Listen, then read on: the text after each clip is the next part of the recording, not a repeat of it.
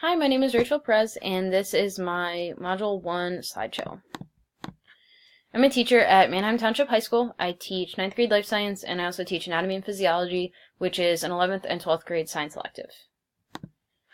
I enjoy going to the gym and also training for various races. I coach soccer as well as basketball. I chose to pursue a master's in STEM because I wanted to learn more about what STEM actually is and how to incorporate it into my lesson plans. My favorite candy bar is Twix. Students learn science through interactions within their environment. This means interactions from students to students and interactions from students to teachers. And we should teach science by learning what our students' prior knowledge is and taking that criteria and determining what new information can be learned. This is my STEM perspective, and I drew it kind of like a Venn diagram. Each discipline has its own circle, but it's showing that they can overlap, and they should overlap for STEM to be successful. Desired STEM outcomes are going to increase the pursuit of STEM careers, increase STEM literacy, let people know what STEM actually is, whether they are in a STEM-based career or a career that incorporates one of the STEM disciplines. And also to increase the STEM-capable workforce, which means to increase women in STEM jobs and minorities within STEM jobs. Criteria for success would be student-level achievement as well as school-level achievement, and this is the outcomes of standardized testing, which is an easy way to gather data, although it doesn't tell the whole entire story.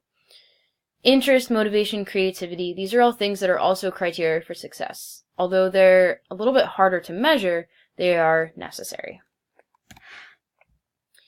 Attributes of success are going to be high-capacity teachers, quality STEM learning opportunities, making sure that there is instructional time for those teachers to give those STEM opportunities to their students, and making sure that there's coherent standards and curriculum across the board of the STEM disciplines.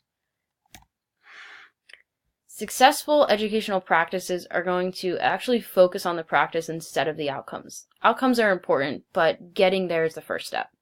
Involving and engaging students within the learning environment. Capturing what their interests are to make sure that they stay involved, stay engaged. Making sure that school conditions are conducive to whatever STEM lesson that we're trying to incorporate. And also having effective teachers to give those lessons to make sure that those students are involved and engaged. Schools can support STEM education by having successful and effective professional development. A lot of the times, professional development has a bad connotation to it.